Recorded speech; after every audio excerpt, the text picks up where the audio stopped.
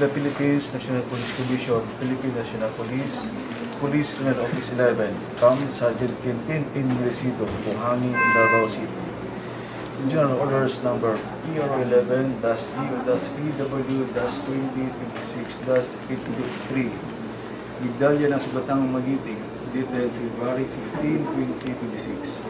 Pursuant to the provisions of Section 2 and 7 ng Pagpong Memorandum Circular Number 93-018 as amended by Memorandum Circular Number 2006-03 in furtherance of Section 14 and 69 RA 6975 governing the incentives and awards for the Philippine National Police personnel, the Medalya ng Subatang Magiting PNP Bonded Medal is hereby awarded to Police Corporal Elton John Adante Mama, badge number 317367 PRO11, for having been wounded in action in the field performance duty as a member of the Team 11th Maneuver Company, Regional Mobile Force 11, during the service of warrant of arrest against Keron Ido Camansa, Top 9, Most Wanted Regional 11, under Copeland Abdul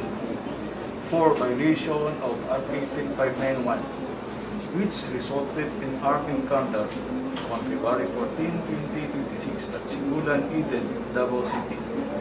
During the exchange of gunfire, Police Corporal Mamak sustained a gunshot wound hitting the left portion of his body. Despite the imminent danger to his life, he displayed remarkable courage and steadfast commitment to duty, exemplifying the high standards of professionalism and dedication expected of a member of the Philippine National Police. His bravery, gallantry under fire, and unwavering devotion to duty reflect great credit upon himself and the PNP organization he proudly serves.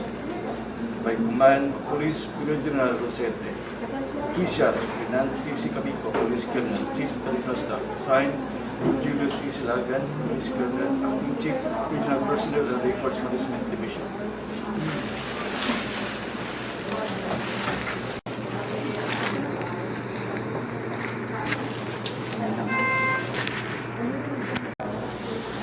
Meron din po tayong support ng PSMDFI natin. Bigay sila ng 50,000 dumating na PSMDFI.